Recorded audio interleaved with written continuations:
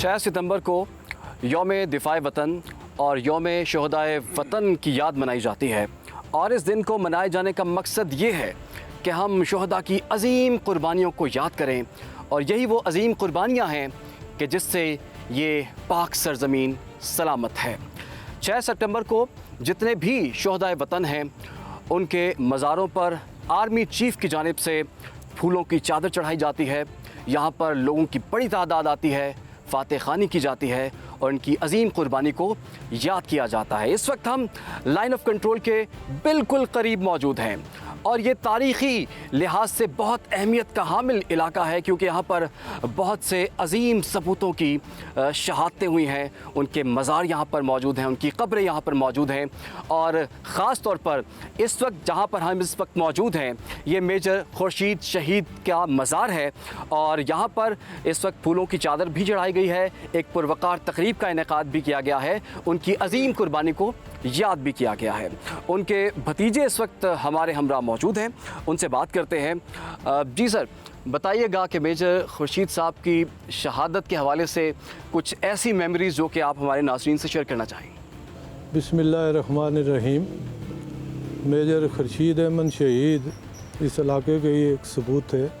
उनको बचपन से ही फ़ौज में जाने का शौक़ था, फिर अल्लाह पाक ने उन्हें कमीशन अता किया, फिर वो मेजर के ओहदे तक पहुँचे और मुख्तसरन ये गुजारिश करूँ कि वो GHQ या रावलपिंडी में किसी जगह तैनात थे जब 71 की जंग शुरू हुई, तो उन्होंने ख्वाहिश का इज़हार किया कि मुझे बॉर्डर पर भेजा जाए जिस तरह बताया गया हमें। तो फिर उन्होंने दूसरी ख्वाहिश ये की कि मुझे अपने इलाके में भेजा जाए जहाँ बॉर्डर करीब है। तो वो उनकी ट्रांसफ़र हो गई यहाँ 29 के रेजिमेंट, जिसको बाद में शेर चंबा का भी ख़िताब मिला उस यूनिट को। तो वहाँ उनकी तैनाती हो गई, तो वो 2IC तैनात हुए।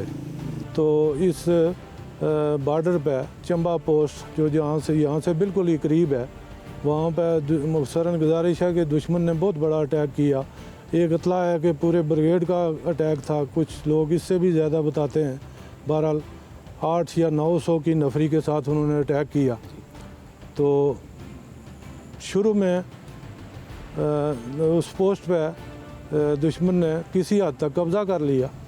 फिर मेजर खुर्शीद अहमद शहीद वॉलंटियर होकर अपनी चंद जवानों के साथ चंबा पोस्ट पे पहुँचे और बड़ी बेजिगरी से लड़ते रहे वो, और उन्होंने दुश्मन का हमला पसपा किया, ना कि पसपा किया बल्कि दुश्मन के कई सौ फौजियों को हलाक किया।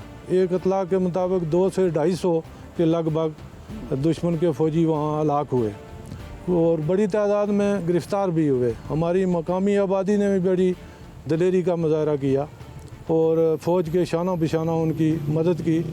तो 54 के लगभग दुश्मन के फ़ौजी गिरफ़्तार हुए।